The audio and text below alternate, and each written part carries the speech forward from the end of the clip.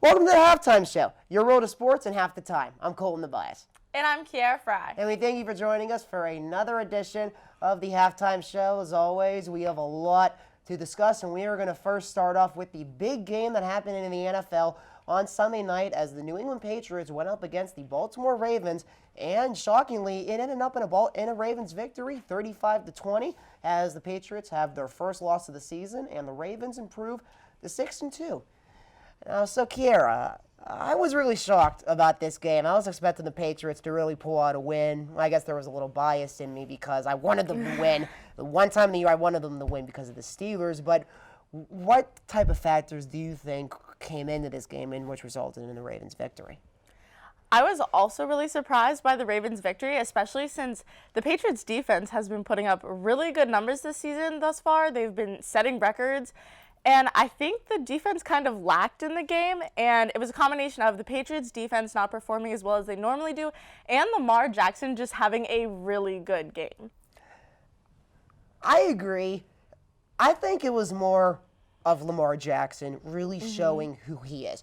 Lamar Jackson is an MVP caliber player right now, which I was shocked as well because the Patriots' defense has played so good this year, and it's just really, and I think it was more of maybe on the offensive side because the X factor in this game was Julian Edelman's fumble when they were on the 30-yard line. It was with 12:30 left to go in the third quarter. Patriots were only down by 4 points, and then Baltimore just ran away with the game. But I think Lamar Jackson is really good at playing up to expectations. He's good at playing under pressure, and all eyes were on him, and I think he said during the week he was really motivated by this game, and it really showed. And does this really make the Ravens Super Bowl contenders at this moment? Because we were talking before the program, they do have a busy schedule coming up with Houston, L.A., and San Francisco.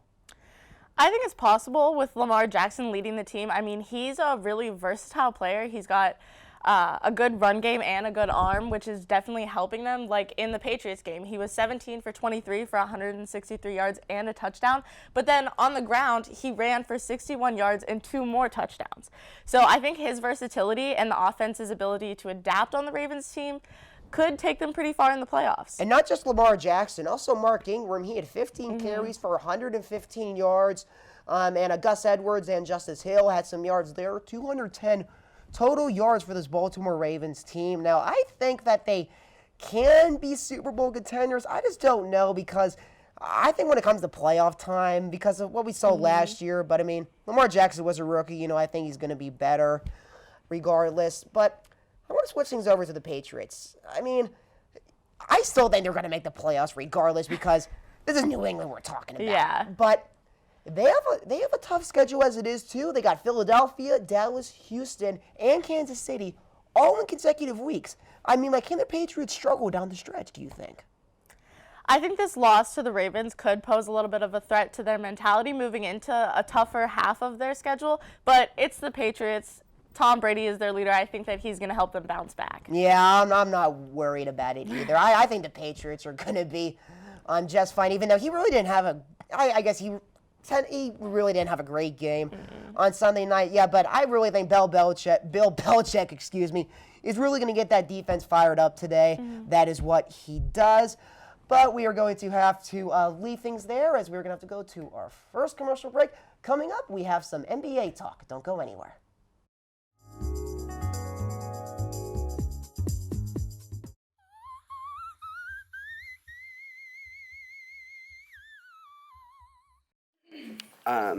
All right, we're ready. Oh, no. You are right here. Is the win really necessary, guys? We need the win. Okay. You go take awful. You.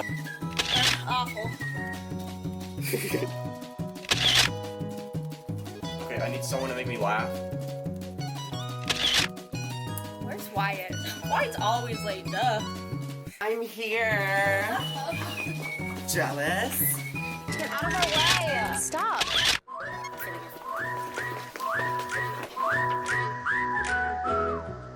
Cool. Okay. And now, we're smiling. There's a lot of noise going on. A lot of noise. 2, 1. Here at the Pioneer sideline, We cover the real sports.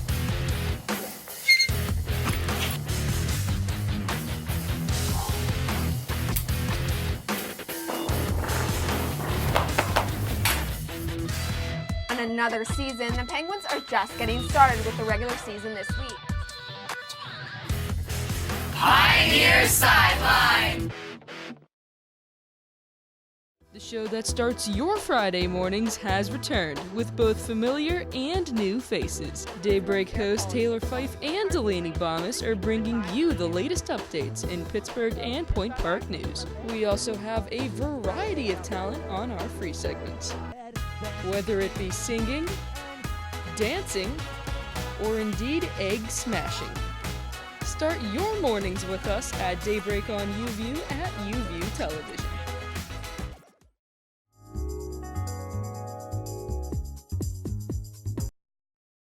Welcome back to the halftime show. The Golden State Warriors have made the playoffs every year since 2015, but this season they'll be without Steph Curry for at least 3 months as he is dealing with a hand injury. The team is off to a slow start as they are now 2-5 to start the season. Now, Colton, what do you think accounts for the Golden State Warriors' slow start this season, even when Steph Curry was in for the first few games? The departure of their three starters from last year in Kevin Durant and Andre Iguodala. Klay Thompson is out with an injury, and now Steph Curry is out with a hand injury. As the only other player is Draymond Green that started at this time last year. You know, because I think in this generation of the NBA, you really have to have top marquee players to truly make an impact in the regular season and also the playoffs as well, because I think that the Warriors would not have won those two titles without Kevin Durant. Now, and I think that's the reason because that the Warriors are starting off slow is because they just don't have those marquee players, and I think they're really going to struggle with Steph Curry out. Is that what you think as well? I definitely agree. I think the NBA is a league where you really do have to have some of those big names on your team to really be able to compete in the playoffs at least. The regular season for the most part, but you can see some teams do a pretty good job without as many big name players. But I think the Golden State Warriors are definitely going to struggle this first half of the season without Steph Curry, especially because he was their leading scorer. And also, not to mention, they've already lost the teams that a lot of people really didn't expect to make a lot of noise in the Thunder. I mean, a lot of people thought they're going to go back into rebuilding mode with the Russell Westbrook trade. They lost to the Suns, a team that no one has really talked about, in Charlotte, San Antonio, and the Los Angeles Clippers. Now, I kind of want to switch things over to Los Angeles because, I think a lot of people thought that this year that the Clippers were really going to make some noise this year, but there was another Los Angeles team with a player by the name of LeBron James that is currently 6-1 on the moment, a terrific start to the season. Now, like you say, Kira, I know it's still early, but do you really think the Lakers can be title contenders this season and go after that, I believe it's 17th championship? Absolutely. I think they can. They have LeBron James and AD. When you have two top 10 players like that, I think you're automatically a competitor. In my opinion, they have a lot of talent, and LeBron James has been on fire this season. Oh, yeah, absolutely, Kira. As LeBron James had his third triple-double in a row last night as they defeated the Chicago Bulls 118-112, and he actually went on Twitter to silence his haters. I'm not sure. Did you see that, Kara? He said #WashKing. Yeah. And he is not a Wash King. LeBron James missed the playoffs for the first time since 2005 last season. I really think it was hard for him, just to watch the playoffs from his couch compared to playing. I think he is going to have a lot of motivation. I think he still is the best player in the world, and I really think the Lakers can really make some noise. And just like you said, with Anthony Davis and Dwight Howard, and I think that's one of the reasons why he went to LA, because when you play for the Lakers, there's always those expectations, and I think LeBron enjoys being in those expectations. So I'm really excited to see what is going to be going on for the Lakers this year. but we're going to have to leave things there. Coming up, which jersey do we like better for the 2020 NHL Winter Classic? Find out our opinions after the break.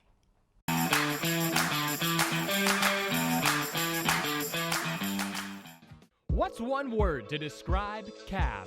Welcoming. Community. Creative. Experiences. Family. Openness. Pineapple. The Campus Activities Board is a student-run organization that consists of 7 different committees. Each focuses on event planning, marketing, and administrative activities. Join us in organizing the juiciest events on campus, from late-night bingo to festive dances to our team bonding meetings.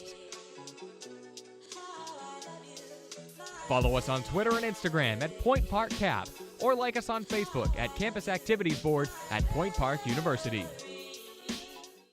Good evening and welcome to Newsnight. I'm Josh Krupp alongside Jess Paterchak. Defending his decision to kick out 15 Cuban diplomats from the United States. Thanks, Allison. Fitness on Demand has returned to Point Park. Residents fear that Mount Agung will have a repeat of 1963's eruption. 2-star NFL quarterbacks made the headlines this week after wrapping up. Well, thank you so much for joining us this evening. That's your news tonight. For Nick Tomarello, I'm Alex Grubbs. Have a great night.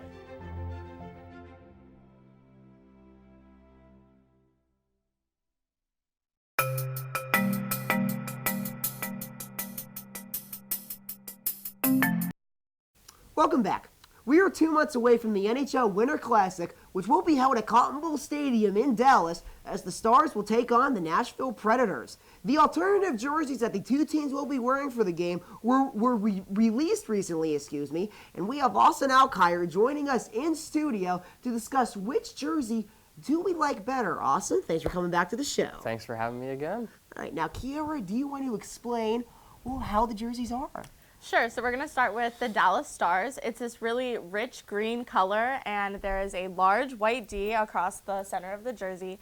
And going through the D, it says Stars in all capital letters, but the A from the word Stars is a little white star. And there's white trim at the bottom, and there are these 2 white armbands that go around each arm, and on the white armband is the state of Texas. And what about Nashville? And so for Nashville, they are mostly white jerseys, and there is a large stripe that goes around the center of the body. It's bright yellow. It continues around the arms as well, and it just says Nashville Predators in this like italicized cursive like font. So which one do you guys think is the better jersey? Personally, I believe it's the Dallas Stars jersey. I'm a fan of the green color and with the way the beige works on it, and I think it's a nice contrast. And personally with the Nashville jerseys, I'm more of a colored jersey guy more than like a white jersey. And just personally, I think it's going to look better on the ice. What about you, Colton? I agree with you, Austin. The Stars jerseys are so much better, because I just like how they have like the D, and especially like the star because that represents the state of Texas and all their history, and I really like that green, because the Stars did change their jersey concept a few years ago, and they're like one of my favorite jerseys, like in the NHL. Like I'm not talking about the jersey that is that they're gonna be playing for the Winter Classic, but that's their normal home jerseys. And I actually agree with you, Austin. I do like color better on jerseys, and which is why I just really can't say I really like the Predators jersey, because I just don't. Well, I mean, I don't mind that like they have like Nashville Predators on it, but like I just think like it's just too plain. I mean, like this is the Winter Classic. I think you really should have fun with your jersey, and I just really think with Nashville's, there just isn't anything special about it. Like, Kiara, do you have any opinions on them? I completely agree. I think that overall the Nashville Predators jersey is just very underwhelming compared to the Stars. I mean, they have the yellow and the white 2 colors, but they're both pretty like calm colors. Like they don't really stand out as much as that bright, rich green color does in the Dallas Stars jerseys.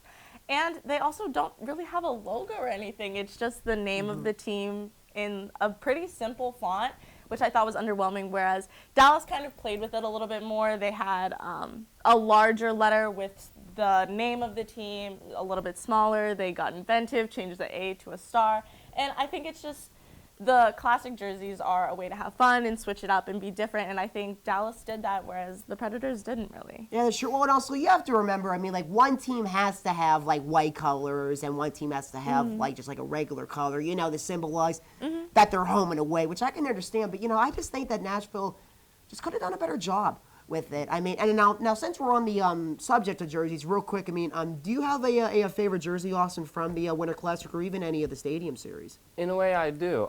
Personally, the Winter Classic in 2014-15 season between the Detroit Red Wings and Toronto Maple Leafs, that was one of the few times they did color against color, so there was no white jersey.